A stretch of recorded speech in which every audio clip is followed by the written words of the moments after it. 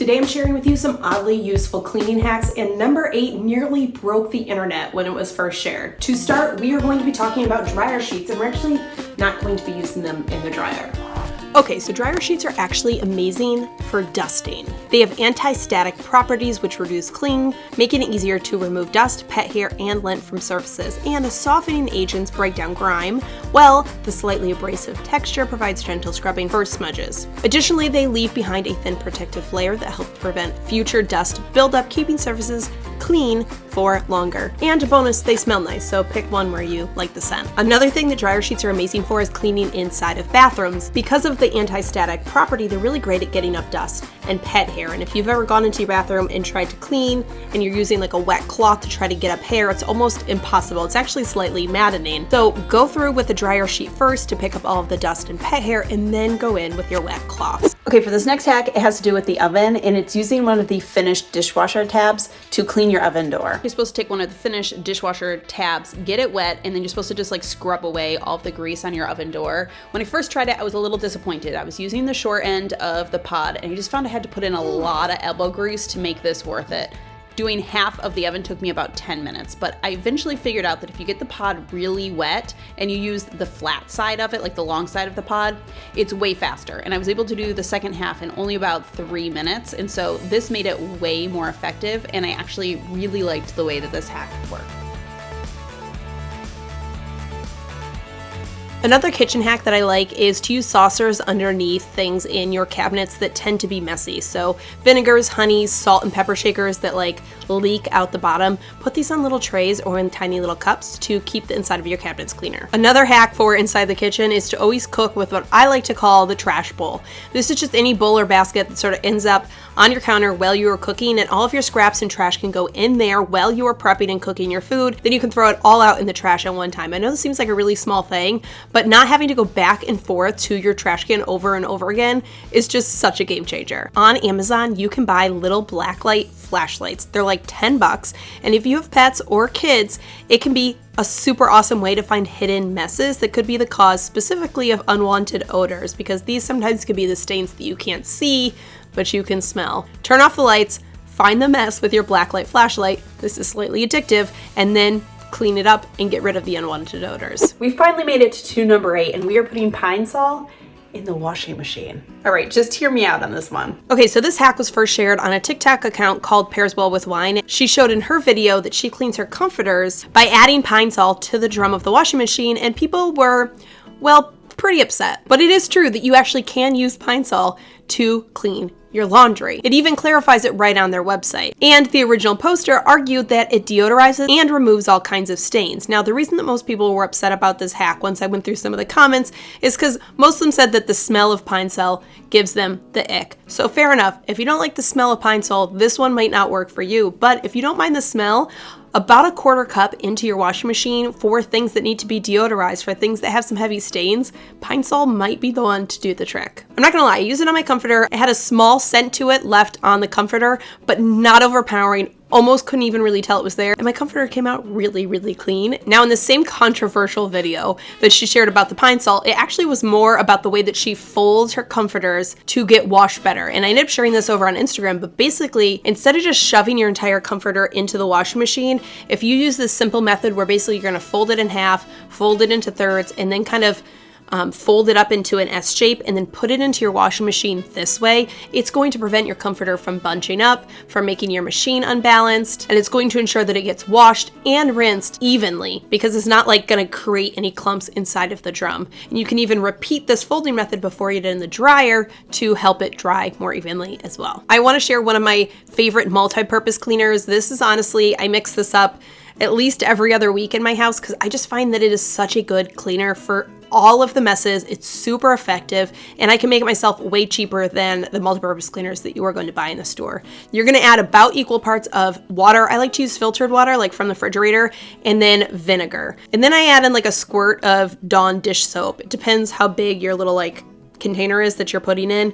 For the container size here I'm probably adding maybe a teaspoon to 2 teaspoons. And this honestly just cleans so well. We all know that Dawn is amazing at breaking down grease. We know that vinegar is an awesome cleaner. It is a natural disinfectant. It tends to have a high acidity, so it's good at breaking down messes. I find this combo just works so well for all of my daily cleaning needs. All right, moving right along, I have a hack from Melissa Maker. She suggests adding a teaspoon of cornstarch to a cup of white vinegar and a cup of water for cleaning glass. The way she explains it is the cornstarch is sort of the magic ingredient because it's a super fine abrasive, which helps to bust away grime that would usually lead to the streaks. And I was actually amazed at how well this worked and how clean it got my glass, leaving no streaks behind. All right, I was trying to take a video to show you the streaks before and after on this window, but turns out it's very hard to film streaks on a window. The glare made it really hard, but I feel like the proof is in the pudding with how dirty my paper towel was. Mind you, these windows had been washed not that long ago, but it's amazing how much cleaner this solution got my windows. Okay, this next hack is maybe not necessarily a hack,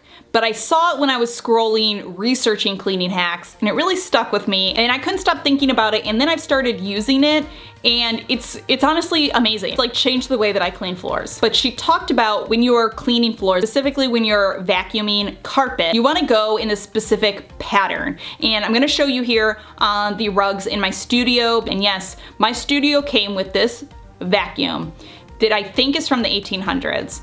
And holy guacamole is it loud, but it works. You buy a vacuum now for $500, it barely works. This vacuum has been running for 3,000 millennial. Still works amazing. Anyways, beside the point. Okay, so the way that she says you vacuum, you go forward, you turn it slightly. We're talking maybe 45 degrees, 30 degrees, 15 degrees, I don't really know. And you pull it back, and then you make it go straight up again. You turn it on an angle slightly and you pull it back. She said, yes, this gives you like carpet lines, but that's not the point. She says this specific method of cleaning ensures that you are getting every inch of the carpet and you're getting each area 2 times over. And like I said, this hack stuck with me because I wasn't originally going to include it in this video. I couldn't stop thinking about it. I'm assuming a lot of you are like me, and when you go to vacuum, there's no rhyme or reason. You are just vacuuming, just let Jesus take the wheel. You are going this way and that way. This hack blew my mind about that. Now I know that my floors are clean. I'm getting every inch. I'm getting every inch twice, and you know, it doesn't hurt to have the really pretty carpet lines. It's oddly satisfying. All right, I want to tell you about a product called Lest Oil because this stuff has changed my life. It gets grease stains out of clothing. I can't tell you how many pieces of clothing I thought that I had lost to grease stains. It's a lot. I have 4 children. There's lots of grease stains happening. I tried so many different methods. I tried all the different stain treatments. I tried literally all of the things, but I decided to try it first on this sweatshirt that my son had, literally grease stain all down the front. I thought that this thing was lost. I treated the grease stain, I let it sit for about 5 minutes,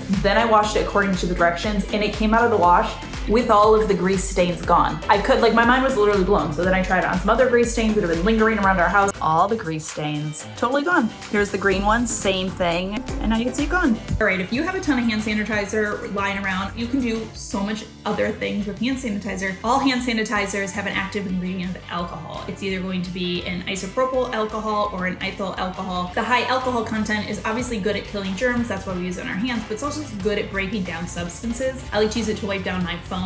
Not only do our phones get disgusting with germs, but it just helps to like break down the gunk that gets on my phone. Amazing for your sunglasses. If your sunglasses have all sorts of junk on them, hand sanitizer is like one of the best ways and easiest ways to just like spruce them up. I also like to use them on my hair tools, flat irons or curling ones. They tend to get a buildup of junk if you're putting like product in your hair and then you're using the heat on them. Hand sanitizer literally just like buffs this away. Next up, let's talk about laundry stripping. Have you ever heard of this? You have maybe seen videos of this on Instagram telling you should strip your towels. It's basically just the process of taking out any buildup of oils, residues, and detergents from your laundry. So you're gonna start with clean laundry and you fill up your tub with hot water, mix in a 1/4 cup of borax, a 1/4 cup of washing soda. This is different than baking soda or washing detergent, and then mix in some heavy duty detergent like a Tide. Next, mix in your laundry, make sure it is fully submerged. You want to give it a stir every 4 to 5 hours, and you're going to be probably shocked at the color of the water when you're done, because yes, that is all dirty residue that was on your laundry, your clean laundry. Yucky water. Yes, it is yucky water, isn't it? Now run everything through the wash again on cold water just to make sure it's fully rinsed of all of the stuff that you just used to strip it.